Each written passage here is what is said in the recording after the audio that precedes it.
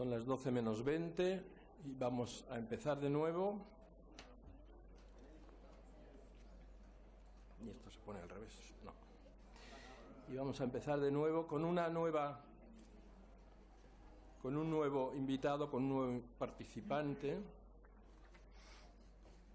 para hablar de Siria, para hablar de Irak. Nuestro siguiente invitado viene de Irak, de Kirkuk, es el Monseñor Yusuf Thomas Mirkis, arzobispo de Kirkuk, obispo auxiliar del Patriarcado de Babilonia de los Caldeos.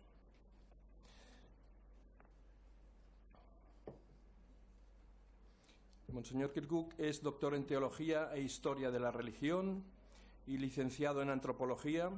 Es fundador, además, de la Academia de Ciencias Humanas de Bagdad. Es colega, es miembro de la Unión de Periodistas Iraquíes, de la Unión de Periodistas del Tercer Mundo y de la Unión de Periodistas Católicos Internacionales. Monseñor, somos colegas, pero vamos, usted es un periodista de toda la vida.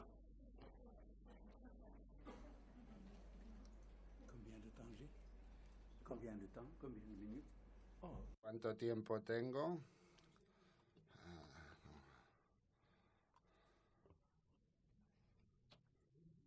Buenos días.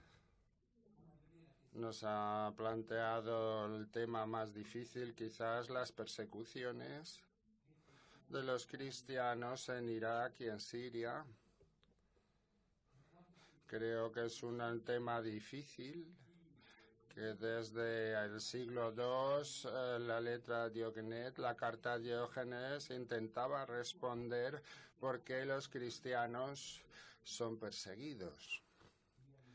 Ayer hemos visto la película de Asia Bibi y hoy todo el mundo ha hablado de una u otra forma de esta persecución. Y Jesús lo ha dicho también, que seréis perseguidos como Él en nombre de la religión. A aquellos que os persiguen, piensa ofrecer un sacrificio a Dios. Pero los perseguidos, ¿por qué son perseguidos? ¿Porque han nacido cristianos? No tenemos mérito al haber nacido cristianos, somos cristianos por nacimiento, pero no es esto lo que hace de nosotros cristianos. Lo que ocurre hoy en nuestras regiones es una persecución política, porque los cristianos son diferentes. Su forma de comer, de beber, de vestirse, de ser libres. Esta forma exaspera a los fanáticos. A nuestro patriarca, su beatitud Luis Sacco, acaba de publicar un libro de entrevistas que ha sido publicado hace 2 meses. Una entrevista entrevistado por un periodista llamado Laurence de Joyeux, y le ha planteado esta pregunta. Y él ha respondido que los cristianos son perseguidos porque sus mujeres no llevan velo cuando van por la calle, porque beben alcohol,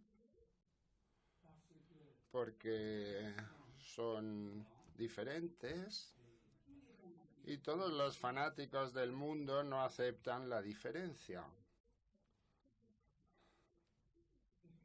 Y porque al estar perseguidos sociológicamente o políticamente, los cristianos con frecuencia adoptan la frase de Jesús al pie de la letra.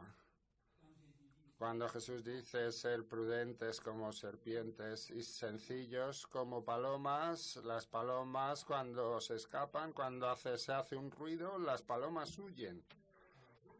Entonces muchos cristianos se han escapado de Irak, de Siria, han huido de Oriente Próximo y los datos estadísticos son muy elocuentes y nos explican que quizá en 10 años ya no habrá cristianos en esta región. Y una vez dicho esto, ayer y hoy, en este congreso, es una inquietud grave. Pero muchos cristianos que son perseguidos olvidan la primera parte de la frase, ser prudentes como serpientes. Y las serpientes son prudentes, son sabias, no huyen, no se escapen, se hacen perfil bajo, se esconden y también saben defenderse las serpientes. Y es un poco hoy en el interior de nuestras comunidades cristianas hay una batalla. Debemos huir o permanecer aquí. Esta es la pregunta superficial.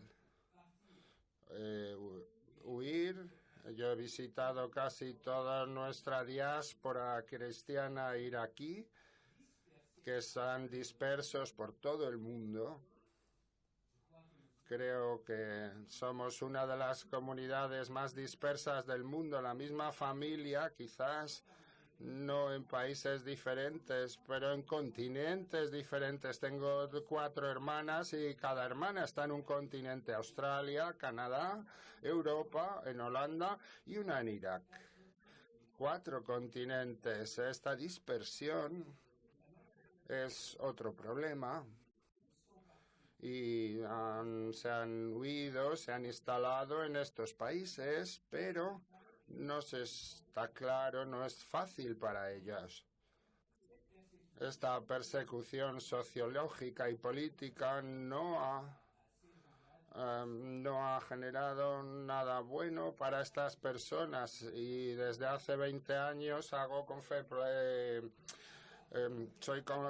planteo conferencias y hay pocos estudios sobre la diáspora. Hay estudios sobre la diáspora libanesa, palestina, pero siempre las diásporas son en sociedades sociológicamente un poco desestabilizadas.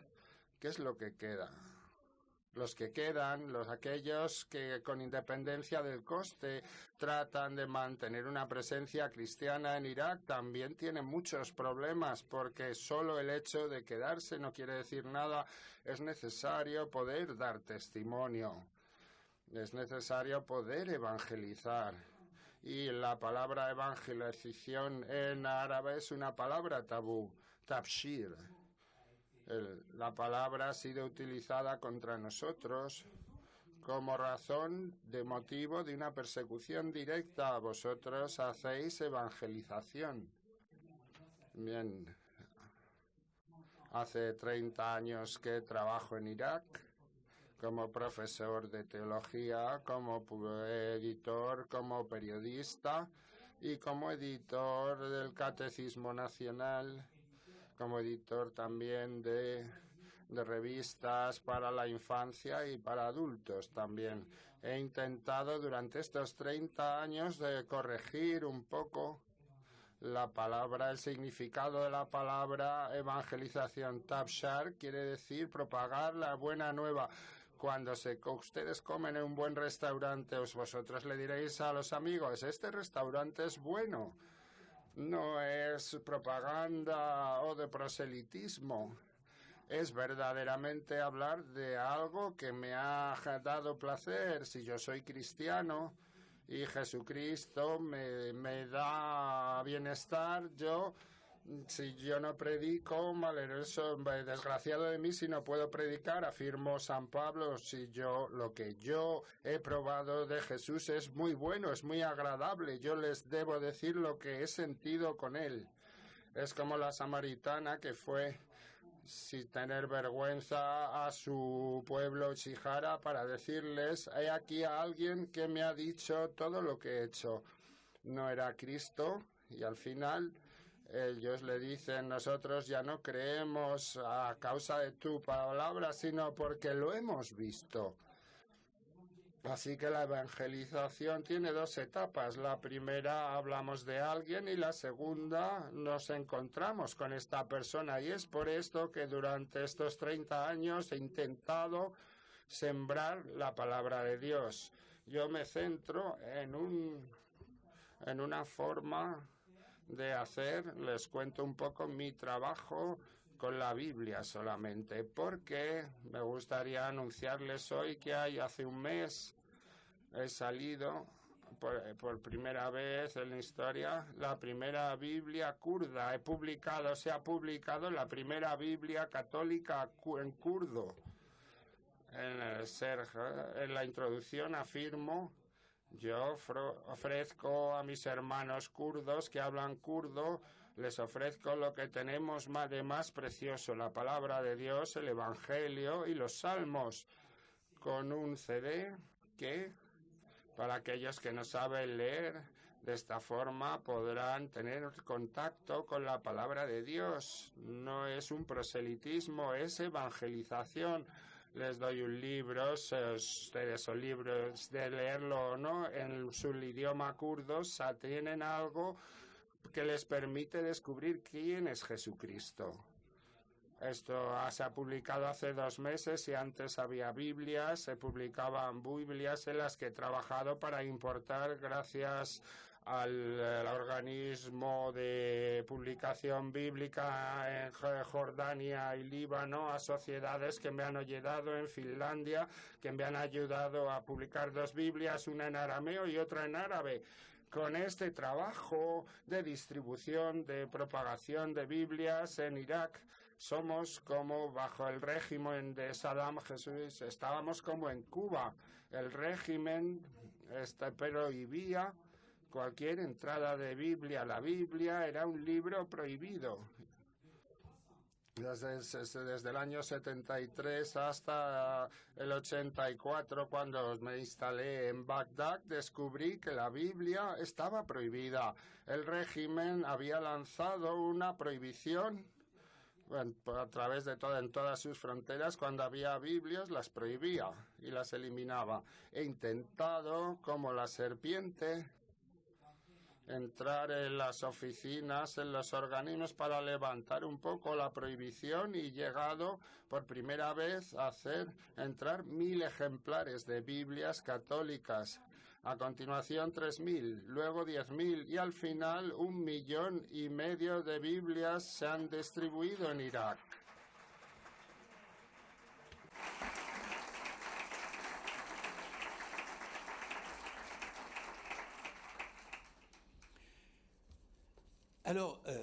Entonces, por supuesto, es algo completamente era contrario a la legislación y contra el fanatismo también, porque el fanatismo siempre estaba allí escondido bajo la mesa, porque en nuestras sociedades lo que se dice en los medios de comunicación abiertamente es totalmente diferente de lo que se dice bajo la mesa.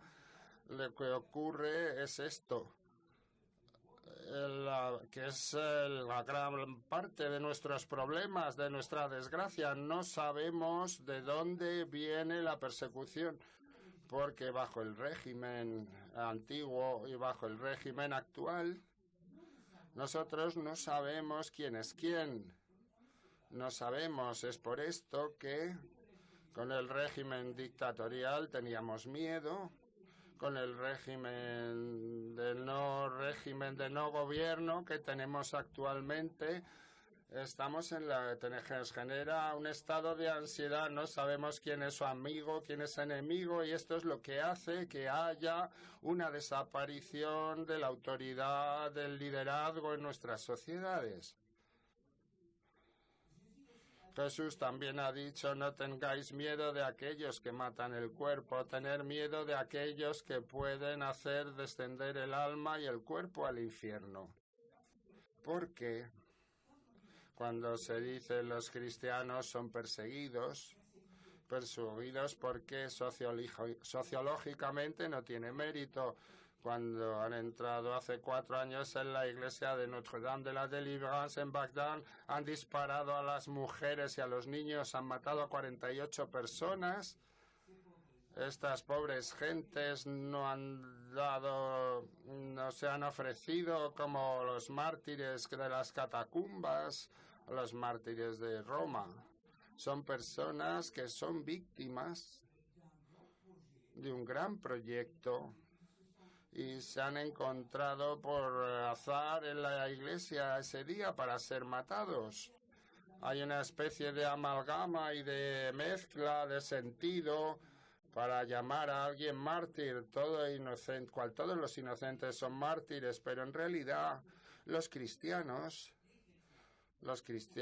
son llamados a asumir su vida y a darla y ofrecerla con independencia y no que les sea arrancada. Y esto es lo que hace que lo que hemos escuchado esta mañana sobre la violencia o la no violencia, defenderse o no defenderse, esto es sociológico. No siempre tenemos la posibilidad de estar en el buen momento y de tener el buen reflejo para comprar una espada, como decía Jesús. Somos minorías, somos una minoría frágil, vulnerable. Y nosotros podemos también ser víctimas como todas las demás minorías. Es por todo ello que yo no hablo solamente de las persecuciones de cristianos como cristianos, sino los yazidíes, que son otra minoría que ha sufrido mucho más que nosotros. Yo estoy orgulloso, por supuesto, de que los cristianos no hayan abjurado de su fe. No he escuchado que los cristianos han abjurado de su fe. Hay algunos casos de enfermos mentales en el hospital de Mosul, pero esto no cuenta. Pero a menudo los cristianos han preferido perderlo todo, el dinero, las casas, los terrenos, los pueblos, pero mantener la fe. Y esto constituye nuestro orgullo. El Monseñor Achar ha hablado de esto, es algo de lo que estamos orgullosos, pero estos cristianos que son perseguidos porque no se encuentran únicamente a la defensiva, sino a la ofensiva, atacan el fanatismo, hablan contra el fanatismo, tratan de curar a la sociedad, tratan de ser verdaderamente la levadura, la masa y la sal de este terreno. Una minoría con los medios que tenemos para sobrevivir, nosotros no podemos hacerlo solos. Por eso les doy las gracias por habernos invitado a hablarles, a estar en contacto con sus sociedades, que ellas también tienen sus dificultades, que han atravesado momentos difíciles, tienen también defendido vuestro país contra la invasión musulmana hace siglos. Pero no es el Islam y cristianismo si hemos nacido cristianos en nuestros países, porque Dios quiere que seamos en esta tierra entre los musulmanes, y entonces hace falta distinguir musulmanes e Islam. Y conozco centenas de millares de musulmanes que están atrapados en la trampa de este fanatismo que ha secuestrado su religión, pero no tienen los medios de defender sus sentimientos. Y esto lo digo a fuerza de conocer estas sociedades a través de varios vías. Yo afirmo que es casi concomitante el analfabetismo que ha invadido nuestros países y el fanatismo. Por ejemplo, Egipto. Hemos escuchado hablar de los egipcios. Egipto ahí hace 80 años era más cultivado, era más abierto que hoy como país. Y la subida del fanatismo va conjuntamente con el analfabetismo. Está el informe de Naciones Unidas publicado en 2003, que es muy elocuente, sobre el vacío intelectual y cultural que ha invadido el mundo musulmán y el mundo árabe, justo si se han refugiado en el fanatismo. Y no es algo que viene de ayer, de hace un mes o poco tiempo, hace 10 meses, pero antes, hace siglos de rechazo. Y esto hay que hacer análisis a través de varias especialidades para comprender que lo que ocurre hoy en nuestra región y en nuestro mundo árabe y musulmán es algo que es el fruto de varios siglos de rechazo y de falta de progreso. La filosofía árabe ha ayudado mucho a Occidente a través de Averroes, a través de los pensadores, los médicos.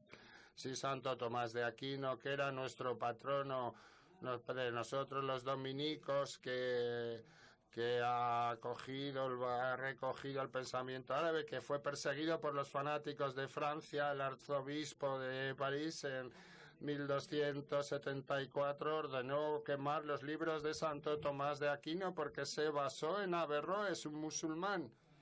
Y Avicena, todo el mundo conoce esto.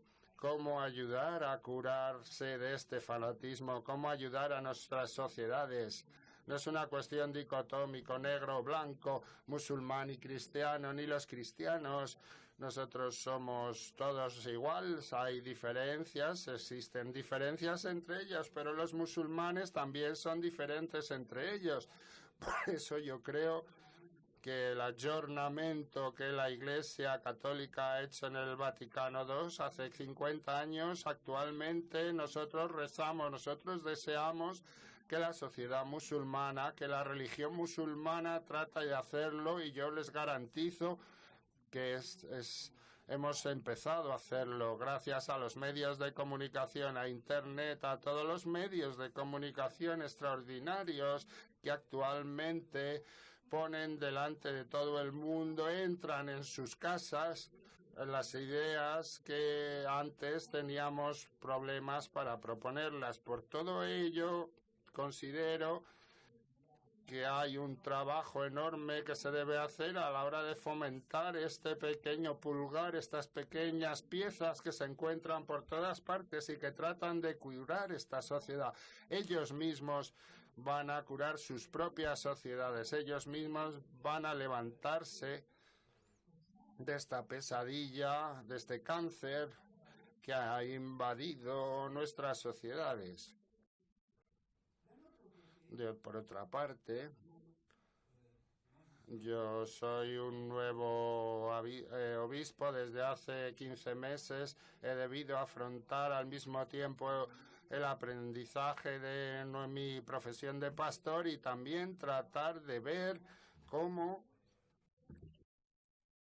sobre todo a partir del mes de agosto, cómo afrontar cosas que son mucho más de la tierra de lo que yo pensaba. En el mes de julio 2014, los cristianos de Mosul fueron cazados, había 2.000 personas. La noche del 6 al 7 de agosto de 2014, todo el valle, la llanura de Nínive, ha sido vaciada de sus cristianos. Y otras minorías también. 140, 150.000 cristianos debieron refugiarse. Cuando yo estaba en Kirkuk, hemos recibido una parte de los refugiados en Mosul y en Kirkuk. La mayoría se fueron a la diócesis del señor Warda y en dos otras diócesis. Y bien, tenemos, por lo tanto, intentado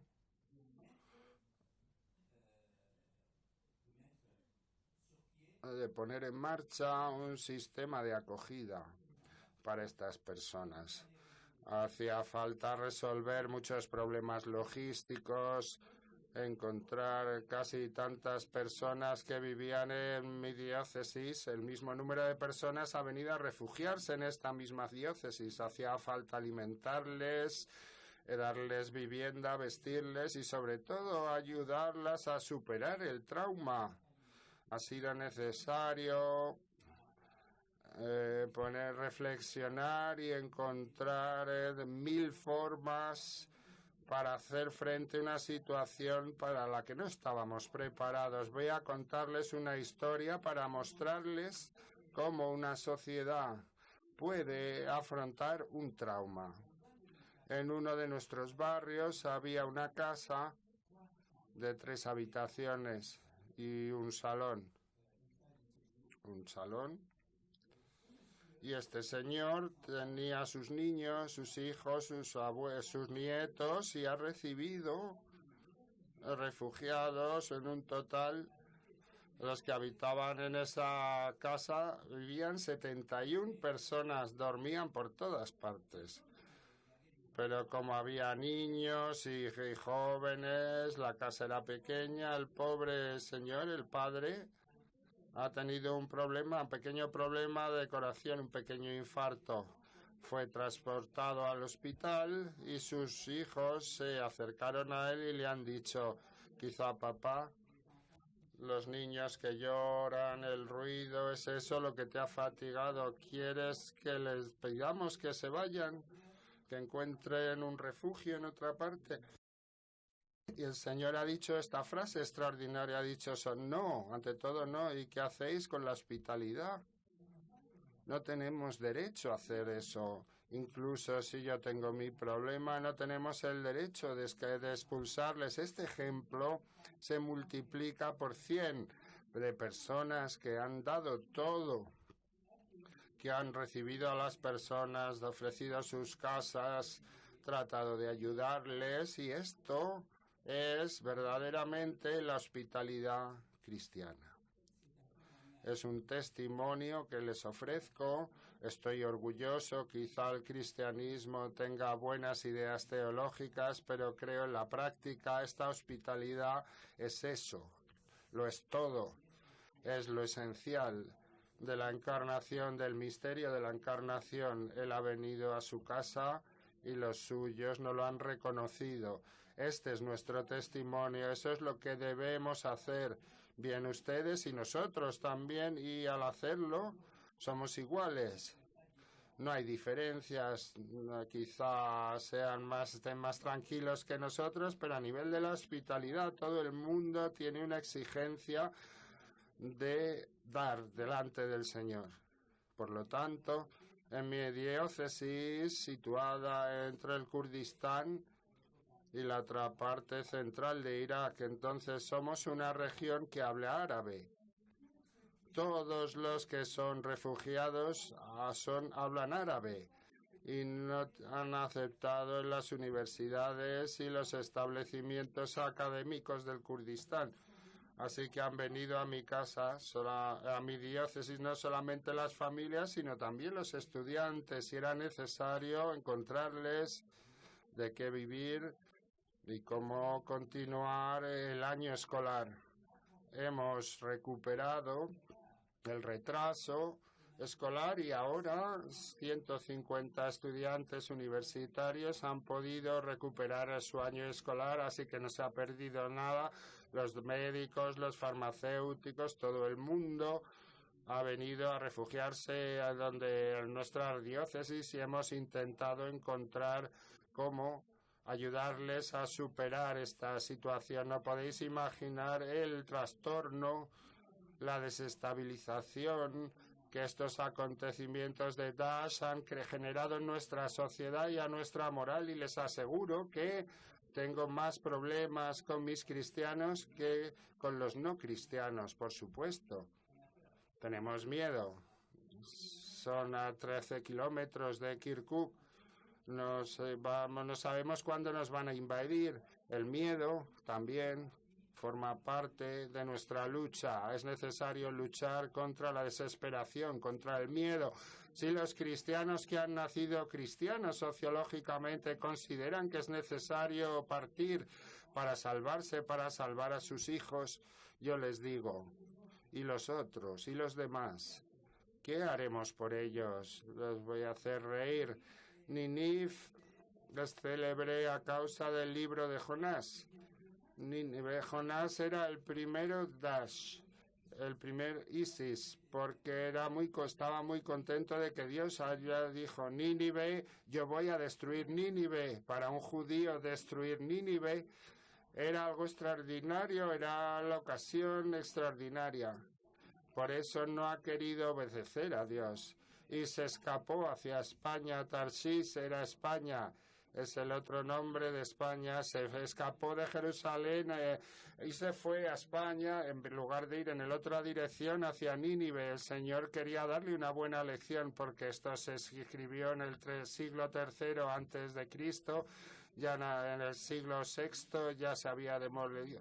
Nínive era la perseguidora, la ciudad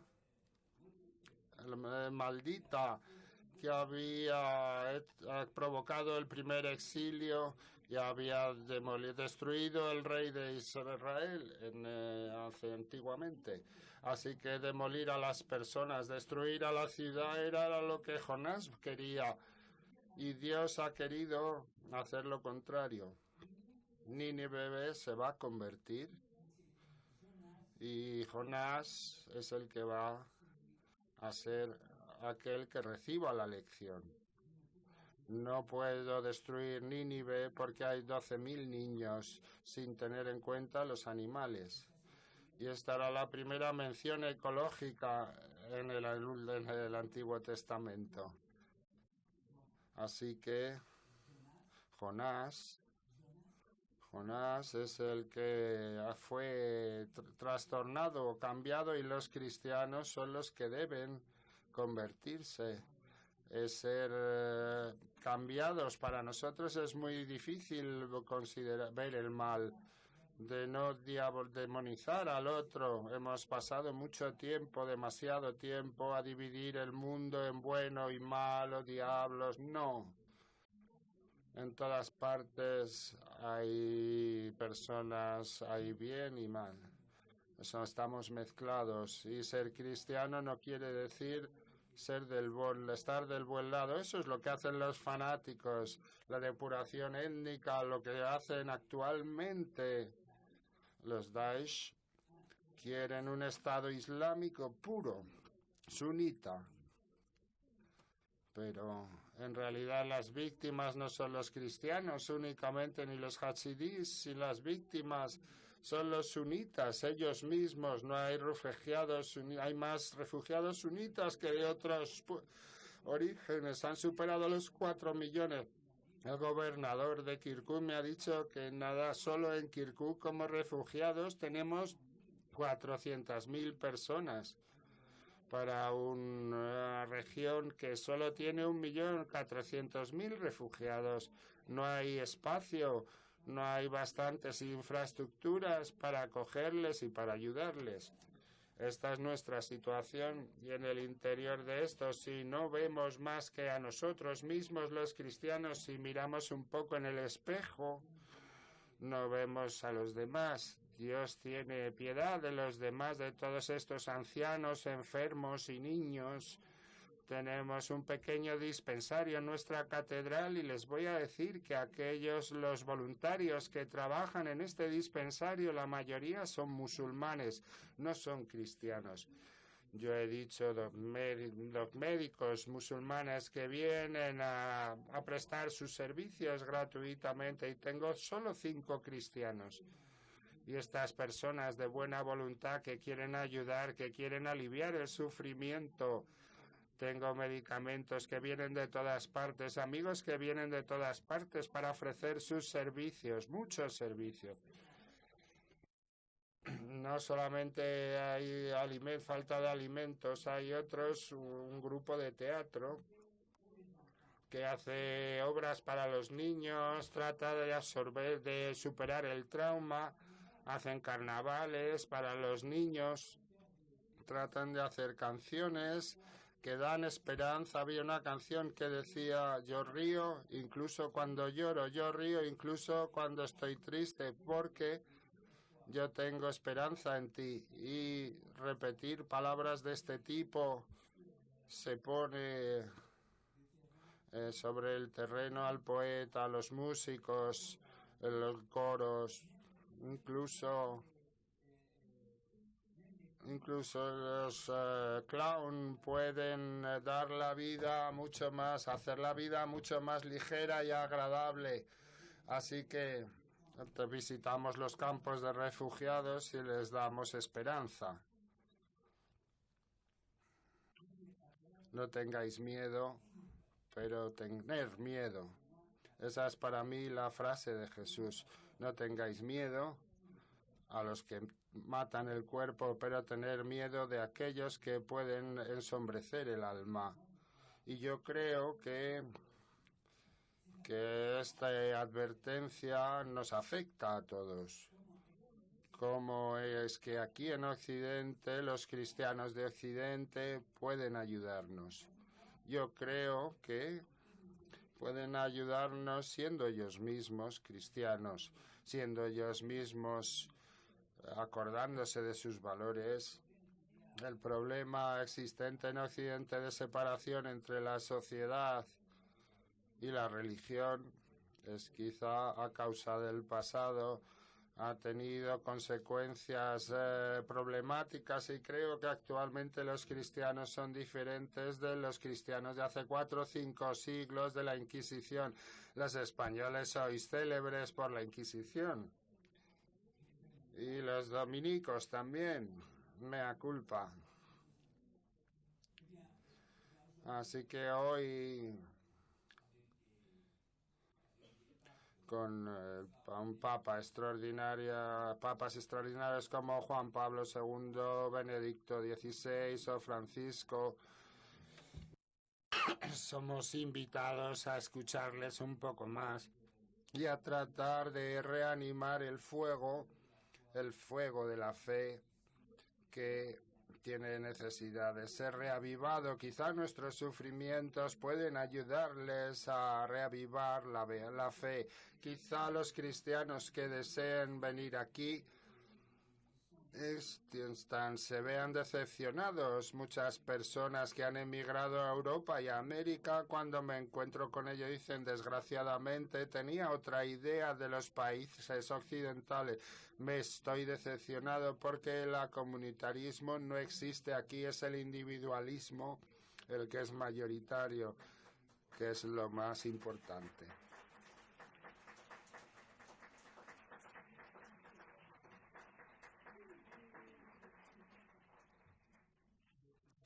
La hospitalidad de las comunidades emigrantes en Europa es una cuestión que es muy difícil, muy importante. Muchos pensadores actualmente afirman que Europa no ha sabido integrar a los inmigrantes. Y lo que ocurre aquí es difícil. Ustedes saben, yo he dado mi registro de entrevistas el 7 de agosto de pasado, 23 entrevistas durante en un solo día, cuando la EISA invadió el pueblo cristiano. Y yo decía, en Francia, Holanda, Alemania, Inglaterra, yo decía, lo que ocurre en nuestro país es un Anschluss. Es como el Anschluss de los nazis, que muchos franceses decían, no pasa nada, Alemania va a invadir parte de Europa, pero al final es muy peligroso. Prepárense, es el inicio de la Tercera Guerra Mundial, porque yo sé que los europeos tienen miedo solo cuando se le ven afectados ellos mismos. Y lo que yo decía fue al final se hizo verdad con Charlie Hebdo, con el Tren de España, con todo lo que ocurre con vuestras minorías. Este pensamiento de que conocemos porque estamos dentro, vivimos con ellos. Este pensamiento no es solo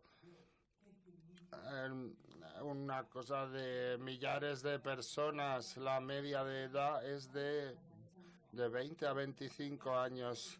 No hay nadie que tenga canas, son todos jóvenes, son todos fanáticos, iluminados, son todos enfermos, pero tienen verdaderamente la voluntad de vencer. Y eso es más peligroso todavía que tener armas. Se sacrifican sus vidas como kamikaze 3.000. Eso son muchas personas, solo 3.000 que pertenecían al ejército. ¿Qué podemos hacer frente a los fanáticos? Y detrás de ellos hay una problemática política a causa del primer ministro, a causa de los chinitas, de los sunitas.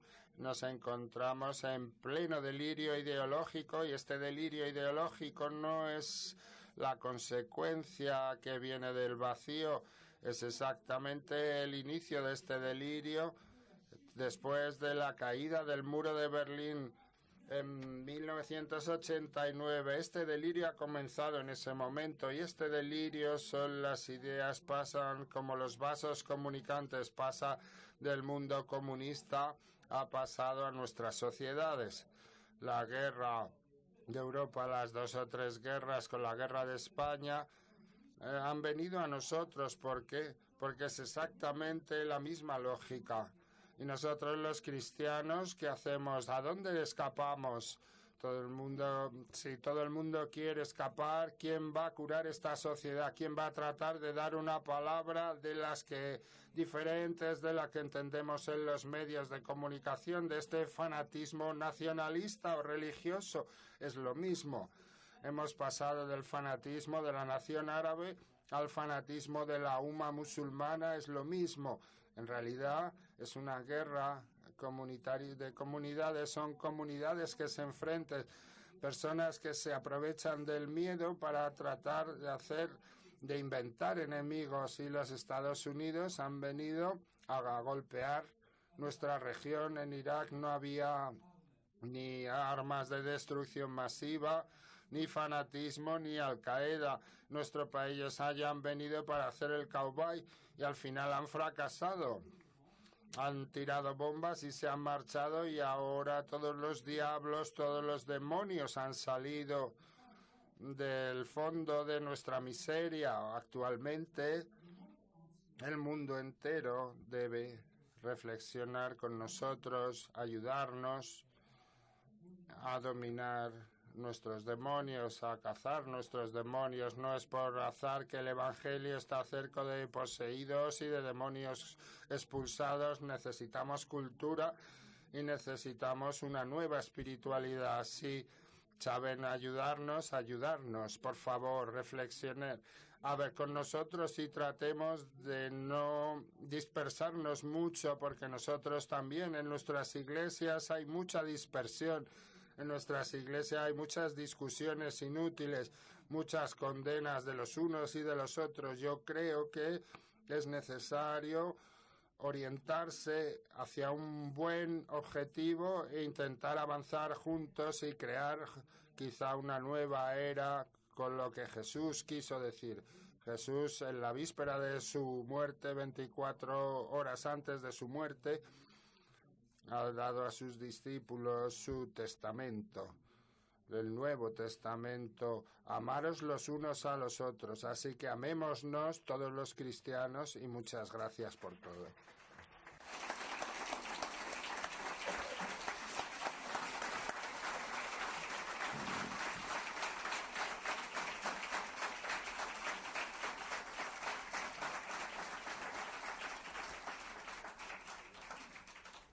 Muchas gracias, Monseñor Mirkis. Ha dejado usted sobre la mesa tal cúmulo de temas apasionantes que no sé por dónde empezar. A ver si lo consigo. Tengo mis papeles llenos de notas a medida que él iba escuchando. Y una primera... Usted ha hablado de los frutos del martirio. Le voy a decir una sensación que yo tengo desde ayer, y de lo que estoy escuchando las personas que han venido y que nos están siguiendo, que nos envían correos. Tengo la sensación de que uno de los frutos del martirio, de lo que está sucediendo en países como el suyo, esos frutos se están produciendo aquí, ahora. Hay personas que están diciendo, escuchándoles a ustedes, me estoy convirtiendo, y son personas que eran católicas antes, o eran cristianas antes de llegar aquí. Y escuchándoles a ustedes, esta mañana un compañero me ha dicho, de esta me convierto. Los frutos del martirio de sus países se están produciendo hoy aquí y en muchos sitios, imagino. De modo que le doy las gracias. Y le doy las gracias a todas las personas de su país. Habla usted de...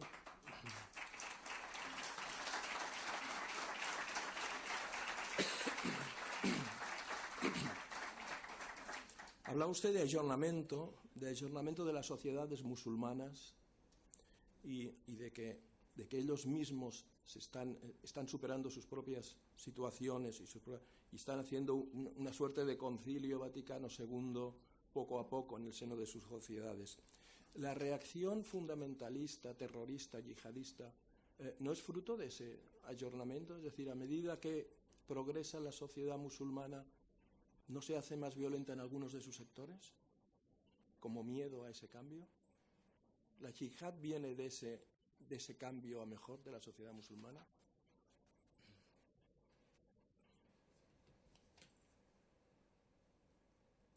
Oui. Sí, yo creo que todas las sociedades hay un equilibrio, han equilibrado entre la violencia y las otras formas de avanzar. Dios ha dado, a la India ha dado un Gandhi, a Sudáfrica un Nelson Mandela, un soñador como Martin Luther King en Estados Unidos. Y es emocionante ver que las sociedades dan nacimiento al antídoto, a su propio antídoto. Yo he rezado mucho estos años para que el mundo musulmán, el mundo árabe, tenga su líder no violento. No sé por qué. Hay personalidades, pero las personas no tan fuertes como era el caso de India o de Sudáfrica, que han conocido dramas terribles y que han pagado con su vida a través de su muerte, como Gandhi, como Martin Luther King, y por 29 años de prisión, como Nelson Mandela. Yo creo que, como decía esta mañana, el sufrimiento de Cristo es salvador porque no es un liderazgo sencillamente político, sociológico. Hay algo distinto que el hombre tiene necesidad.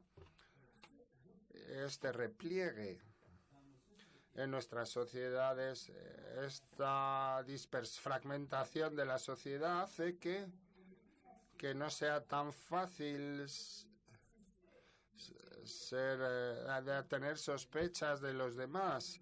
Tenemos la elección en Irak o en Siria, o bien elegimos el camino de la reconciliación y de hacer un gran Oriente Próximo extraordinario como la Comunidad Europea después de todas esas guerras, o hacer como Yugoslavia, hacer todo pequeños países, y esta es una elección. Nosotros no sabemos cómo hacerlo porque no tenemos liderazgo, no tenemos bastante pensadores capaces de persuadirnos, de convencernos. Todas las ideologías han terminado el siglo XXI, no queremos repetir. Desgraciadamente, como René Girard dice, las sociedades copiamos unos a los otros, y todo lo que ocurre en nuestro país, como conozco la historia, veo la repetición de los mismos dramas en todas partes. Podríamos leer novelistas árabes o de Europa del Este y encontraríamos la misma historia. Trabajo un poco con las leyendas y con la mitología, y cada generación lleva la misma mitología, las mismas ideas, la repetición. Y esto que Europa ha sido curada a través de sus pensadores, los sociólogos, los filósofos, los antropólogos. Yo he intentado en Bagdad hace 9 años, 8, fundar una escuela, una academia de ciencias humanas para tratar de interesar a la élite para que piense sobre el hombre, sobre el ser humano. Es el objetivo de Dios, el objetivo de la religión. Este ser humano es nuestra gran pérdida. La víctima son seres humanos. Es extraordinario cuando escuchamos que ha habido 100 muertes, nos vemos traumatizados, nos inmuniza contra 300 al día siguiente. Daesh ha matado unos 1.700 alumnos de la escuela militar de Tikrit hace meses. 1.700 en un solo día. Tengo la impresión de que las personas al cabo de un momento ya no sientan más la herida. Son como zombies. No se ven afectados por la gravedad de lo que ocurre. 1 o 1.000 es lo mismo, es el ser humano. ¿Cómo podemos, con la contribución de todas las ciencias humanas, la psicología, los grandes psicólogos que nos han analizado, cómo podemos contribuir con esto? Yo he intentado fundar esta academia. Tenemos 150 alumnos que tratan de alimentarse de estas ciencias humanas, y creo que las ciencias humanas superan en cierta medida las amalgamas religiosas o las diferencias religiosas. En la psicología o la sociología ya no hay chiitas, ni sunitas, ni católicos, ni protestantes.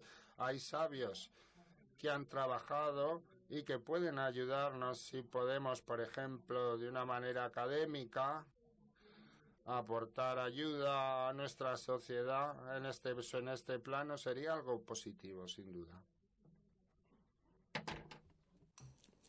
¿Cómo se vive teniendo el Estado Islámico a 13 kilómetros?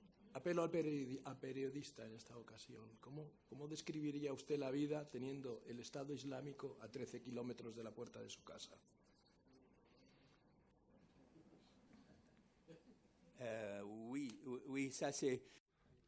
Yo trato de no pensar en ello. Trato de no pensar mucho en ello.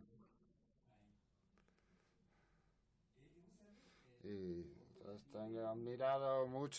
admiro mucho a uno de vuestros escritores, Cervantes. He ido a visitar la prisión en la que escribió el más bello, el más grande libro, Don Quijote, hace 40 años, el verano del 75, y me planteé la pregunta: ¿por qué las mejores cosas nacen en las prisiones? Ya sea Francisco de Asís cometido, porque después de 2 años de prisión, Cervantes también pasó 2 años en la cárcel en Sevilla. Y yo estoy en la cárcel en Kirkuk, porque yo no sé si yo salgo, si una coche bomba me va a dispersar mis miembros cuando viajamos, cuando vamos, cuando venimos. Hay miedo, pero este miedo hay que controlarlo. Y porque tengo la impresión de que mi testimonio de alegría y de esperanza va a hacer algo a mi rebaño y también a los demás, porque los demás también son niños, tienen enfermos, tienen gente a la que aman. En realidad, vivir a 13 kilómetros de Daesh es algo bueno para mí, porque eso me impide soñar como los apóstoles en la montaña y decir: ¡oh, qué bonito, vamos a instalarnos aquí!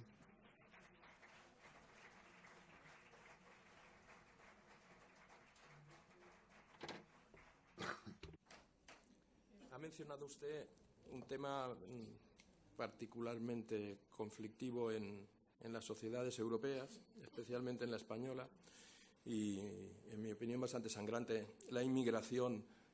Recuerdo, lo comentamos ayer, que las personas que venían de Nigeria, las niñas secuestradas por Boko Haram, no han llegado a nuestro país por culpa de las barreras que Schengen, que la Unión Europea y nuestro propio gobierno, el de España, pone para la entrada de personas, en este caso procedentes de Nigeria.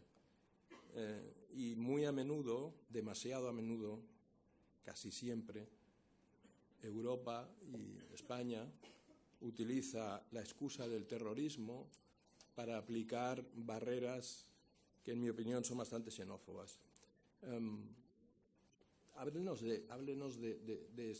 Desarrolle un poquito más esa idea que usted ha apuntado de nuestra responsabilidad con respecto a la inmigración.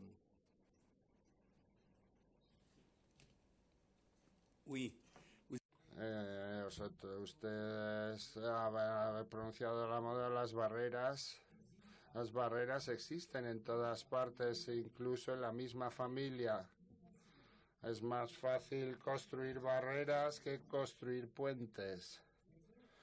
He hecho un estudio sobre los puentes. Cuando estaba en Nantes, en París, he presentado mi tesis de DA sobre los puentes.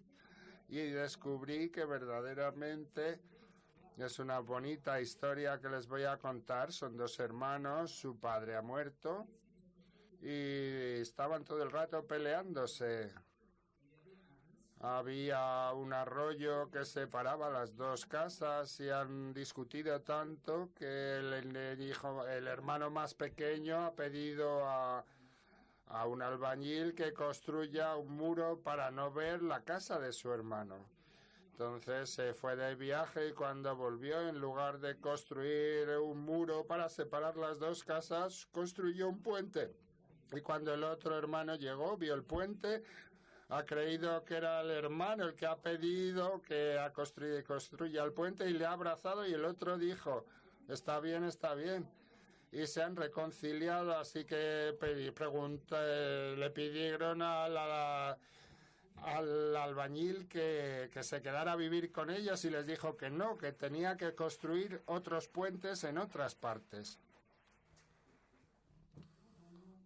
Podemos construir puentes en lugar de construir barreras, porque Europa es como una fortaleza cerrada, y me causa problema ver que en 2014 había 3.000 jóvenes que se ahogaron al lado de Lampedusa intentando cruzar el Mediterráneo. Es desgraciado y lo considero muy penoso, que muchos hubieran podido hacer muchas cosas en nuestros propios países, los que tomaron la decisión de huir, de vivir en campos, de vivir en Casablanca para llegar a Inglaterra, porque cuando veo los reportajes sobre los jóvenes y cómo viven, yo me digo a mí mismo, si este esfuerzo fuera desplegado en el interior de nuestras sociedades para crear una sociedad, una comunidad, porque sabéis los que están muertos en las sociedades iraquíes después de 35 años de régimen dictatorial, la sociedad civil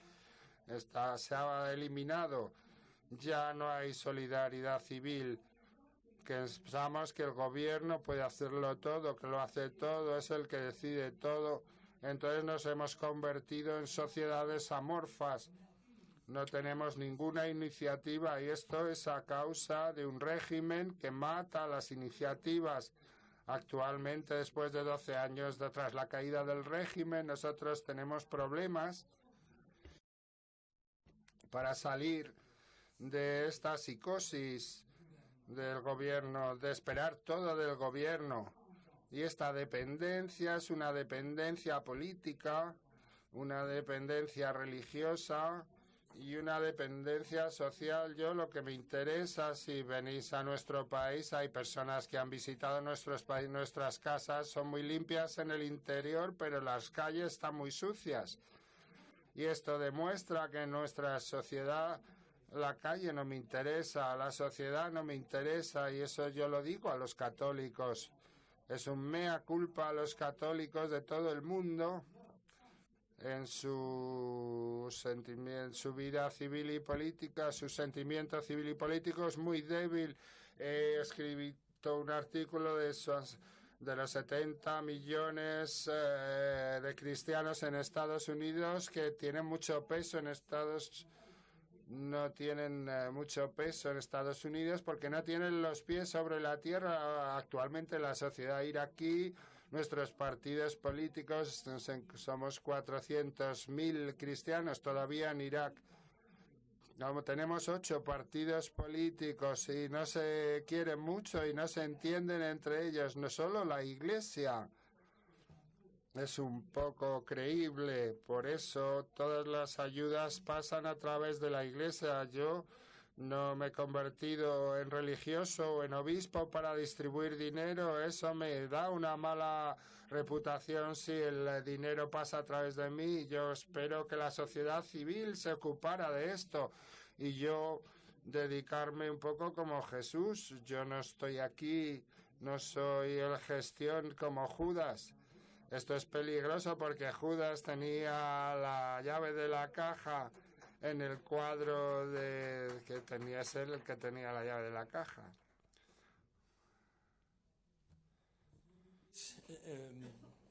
Estuvo hace un par de días cuando llegó en la sede de Hazte Oír y mostró mucho interés por el símbolo de la campaña que estamos llevando a cabo en Hazte Oír y en Más Libres y en Citizengo por este pin, o esta cosa, no sé cómo se llama en español.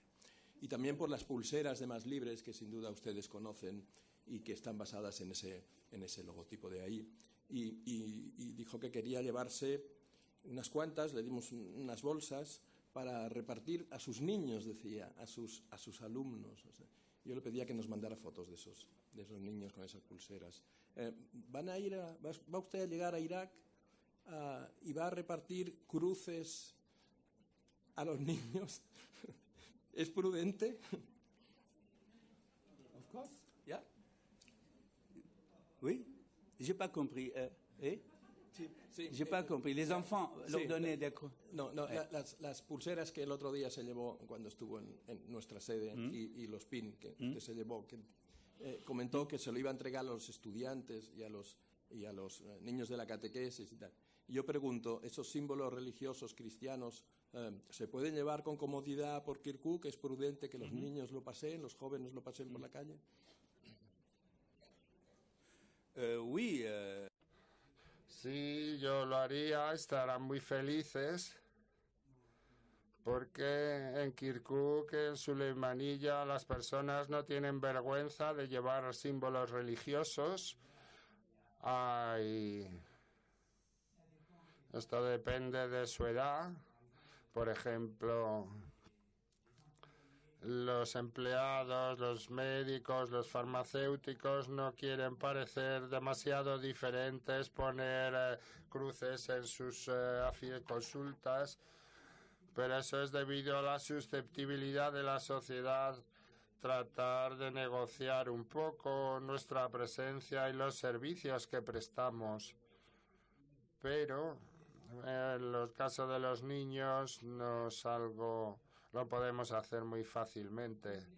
Deben comprender cuando se es una minoría y esta minoría es muy dinámica. Por ejemplo, la sociedad cristiana en Irak posee 5 veces su número en diploma. Antes de 2003 es solo el 3% de la sociedad, pero por ejemplo los médicos, los ingenieros, los arquitectos y los farmacéuticos representaban 35-40% de la sociedad. Y tenemos escuelas, tenemos hospitales, no sabemos prestar servicios sanitarios y educativos, y esto a veces genera celos o envidias. Pero no solo sabemos hacer eso, no sabemos hacer políticos, pero sabemos curar y sabemos enseñar. Esto podemos hacerlo.